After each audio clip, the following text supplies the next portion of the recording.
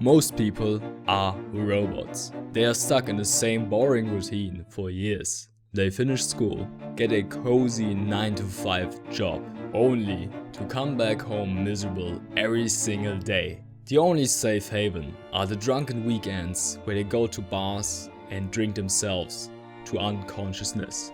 But this sad reality is not what they have been promised when they were young. Their parents told them that they could become anything. The stars were aligned for them. They could become president, astronauts, or a firefighter. But instead, they spent their days in a cubicle. Becoming a slave with a tie on was never part of the job description. This is not the life that they have envisioned. They had dreams, bucket lists, ambitions, but for one reason or another, they have stopped chasing them. They let go of what they wanted to achieve for what they thought that they could achieve. Ultimately, they settled for less.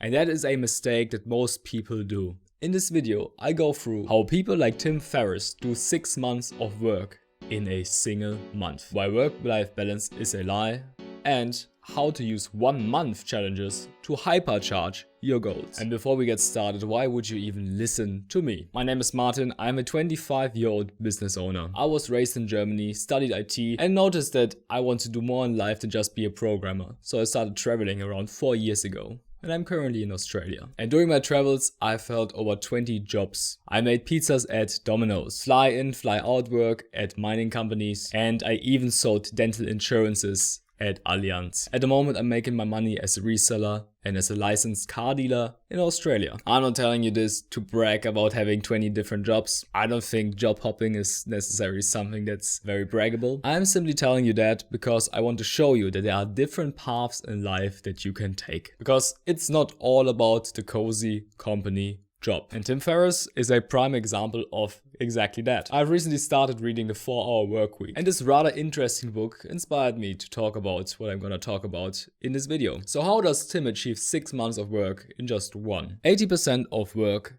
is achieved in 20% of the time. The Pareto principle. Most people take too much time doing too little. And it's no wonder. We've been primed since we were young to live our lives this way. When we were in school, we were supposed to stay the whole class. I still remember my teachers. We were done with the content of the class.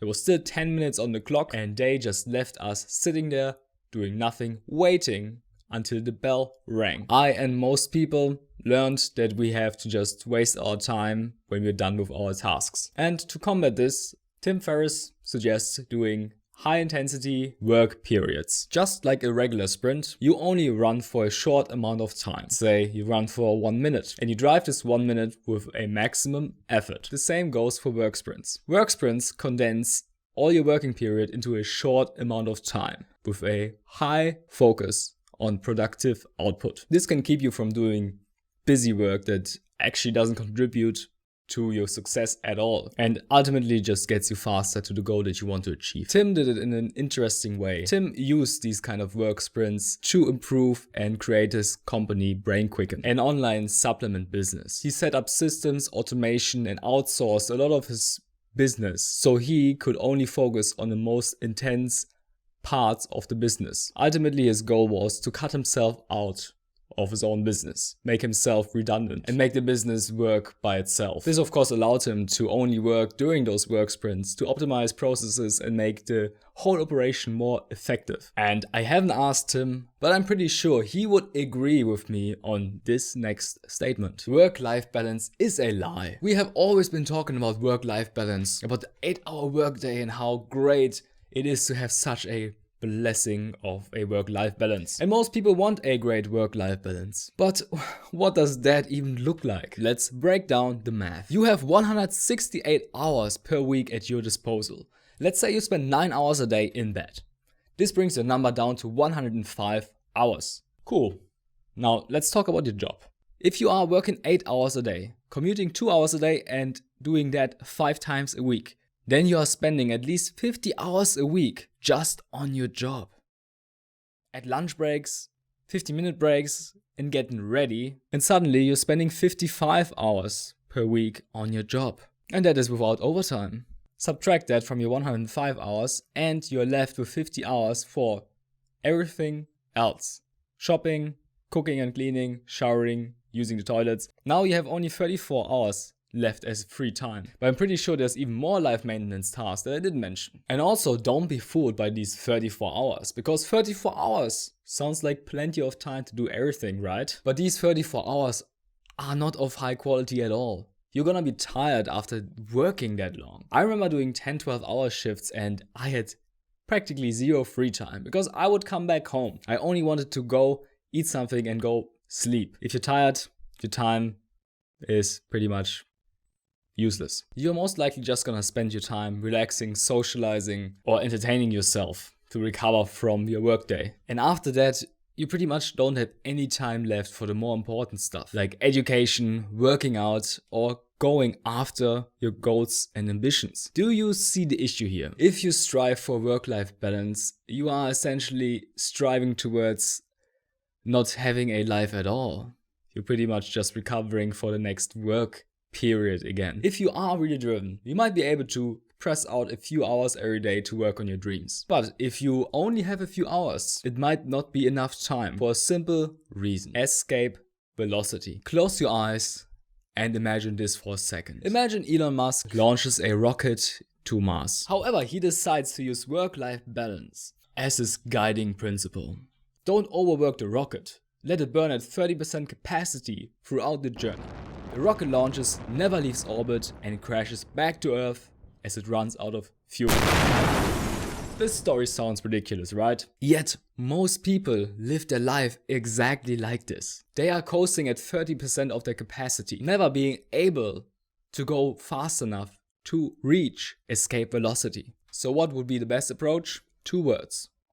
Full throttle. If Elon wants to get to Mars, he would use 90% of his fuel right from the start. And that's exactly what you should do as well. And here's where a 1-month challenge comes into play. The 1-month challenge. First, choose a goal. Write down whatever you want to achieve. It doesn't really matter what it is as long as it's something that you truly want to do. Write down what would happen if you achieve it.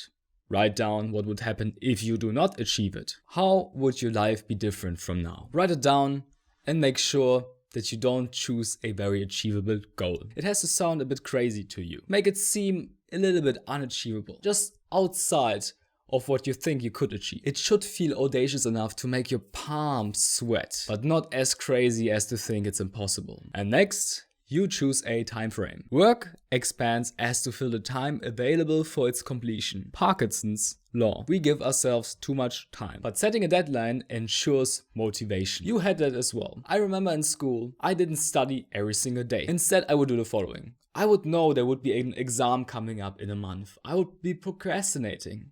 And 3 days before the exam starts, I would learn as much as humanly possible. Having a close deadline is probably one of the greatest motivators that you can have. So set yourself a deadline. Cut up the weeks. Take your time frame and divide it up into weeks. Write down your goal. See what you have to do during each week to reach your goal within a month. And next, cut up the days. Take each week. Cut them up into Monday, Tuesday, Wednesday, and so on. Note down what you need to do every single day. Be very specific with that. You want to take out the guesswork as much as you can. If you don't know what you can do and what you should do to reach something, it's very easy to say fuck it and start procrastinating. Next up, execute and analyze. Did you end up reaching your goal? Did you achieve or underachieve? What lessons did you learn from this challenge? Note down what went right and what went wrong, because these lessons are worth their weight in gold. And finally, relax hard. After achieving a 1-month challenge, make sure to relax for a while. Don't just jump into the next thing straight away. I mean it. You might be very inclined to just jump into the next thing straight away, but don't. Give yourself some time to breathe. And finally, life is too beautiful to just spend it inside of a cubicle. You are the one in charge of your destiny. So why not make it a great one? Thank you for being here today and watching this video. Download my flipping cheat sheet if you're interested in reselling. Subscribe and watch my latest video. I will see you there.